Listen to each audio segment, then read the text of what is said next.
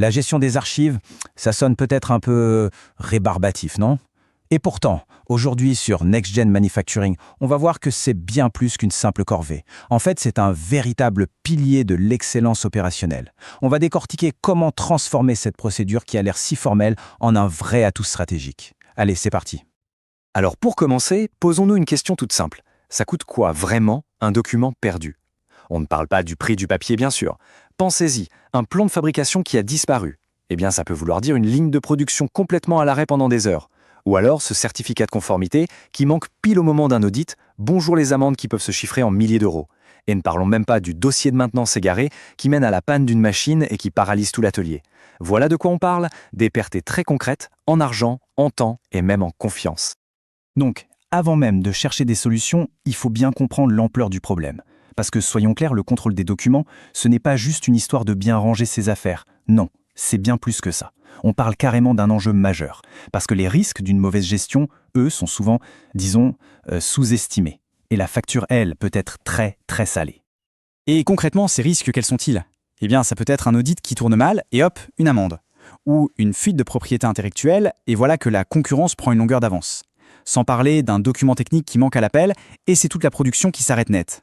En fait, chacun de ces points est un potentiel coup dur, une vraie menace pour l'entreprise. J'aime beaucoup cette idée, parce qu'elle nous force à voir les choses différemment. On arrête de penser aux archives comme à des boîtes poussiéreuses qui dorment dans un sous-sol. Non, ce qu'on a là, c'est carrément l'ADN de l'entreprise. C'est tout son savoir-faire, toute son histoire technique qui est condensée là-dedans. C'est un actif, un vrai actif stratégique. Et ça se protège. Bon, ok, les risques, on les a bien en tête maintenant. La question c'est, comment on fait pour s'en protéger? La réponse, elle tient en un mot, méthode. Il faut une approche qui soit vraiment structurée. C'est le moment de poser les fondations de ce qu'on pourrait appeler notre forteresse documentaire. Et ce plan d'action, justement, il ne sort pas d'un chapeau. Ce que l'on voit ici, c'est en fait la table des matières d'une véritable procédure industrielle. Chaque ligne, c'est une étape clé, de la toute première préparation des documents jusqu'à leur destruction finale. Ça montre bien une chose. Un système d'archivage de classe mondiale, eh bien ça ne s'improvise pas. Ça se construit pas à pas de manière très méthodique. Alors, tout commence ici, c'est le point de départ du cycle de vie d'un document. La première étape, c'est la préparation. On rassemble, on trie. Logique. Ensuite, deuxième étape, l'identification. Là, c'est comme si on donnait une carte d'identité unique à chaque document. Et enfin, l'intégration.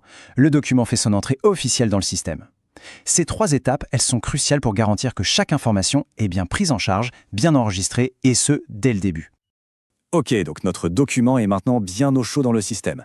Parfait. Mais comment on fait pour y accéder quand on en a besoin? Et surtout, comment on fait ça sans ouvrir une brèche dans la sécurité? C'est là que tout l'enjeu de la phase suivante se joue, l'accès à l'information. Le but, ce n'est pas de créer une prison pour les documents, mais plutôt un coffre-fort avec un accès contrôlé et parfaitement traçable. Et le mot-clé ici, c'est vraiment accès contrôlé. Il faut bien comprendre qu'on n'est pas dans une bibliothèque en libre service, où chacun prend ce qu'il veut. Non, pas du tout. Chaque consultation doit être vue comme une transaction sécurisée qui est enregistrée et qui a été autorisée au préalable. C'est ce qui permet de protéger l'intégrité de l'information. Et ce processus, il est très clair. Regardez, tout part d'une demande formelle. Ensuite, le document est livré, mais de manière sécurisée. La consultation, elle, se fait dans une zone bien précise, pas sur un coin de bureau. Et enfin, étape hyper importante, le retour.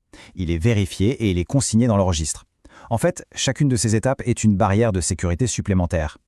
On n'y pense pas toujours, mais un document, ça a une date de péremption, qu'elle soit fixée par la loi ou par les besoins de l'entreprise. La grande question, c'est qu'est-ce qu'on en fait quand ce moment arrive? On ne peut pas juste le mettre à la poubelle, bien sûr.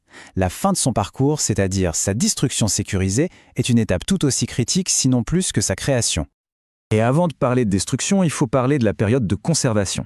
C'est tout simplement la durée pendant laquelle on est obligé, légalement ou opérationnellement, de garder un document. Pour certains, ce sera 10 ans, pour d'autres, ça peut monter à 30, et c'est cette règle qui est définie bien en amont qui va dicter à quel moment on peut même commencer à penser à la fin de vie du document. Le processus de destruction lui-même, il suit une chronologie ultra stricte. D'abord, évidemment, la période de conservation doit être terminée. Ensuite, il faut obtenir une autorisation de retrait en bonne et due forme. Après ça, on passe à la destruction physique, qui doit être, on l'a dit, sécurisée.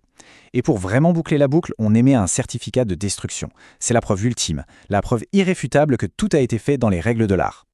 Alors, au final, qu'est-ce qu'on doit retenir de tout ça?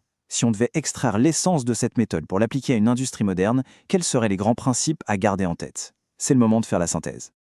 En fait, tout repose sur quelques piliers fondamentaux. Premièrement, un bon système est proactif, il n'attend pas la crise pour agir. Deuxièmement, chaque étape est traçable, on doit savoir où est chaque document à tout moment. Troisièmement, l'accès est contrôlé, ce n'est pas la porte ouverte. Quatrièmement, la destruction est elle aussi sécurisée et documentée. Et tout ça mène au point le plus important, un tel système protège l'actif le plus vital de l'entreprise, son savoir. Et je voudrais qu'on se quitte sur cette question, une question qui invite à la réflexion. Le savoir de l'entreprise, son véritable ADN industriel, est-il vraiment bâti pour durer? Est-ce que son capital intellectuel est protégé avec toute la rigueur qu'il mérite? La réponse à cette question, finalement, pourrait bien être ce qui définit son avenir. Merci d'avoir suivi cette analyse.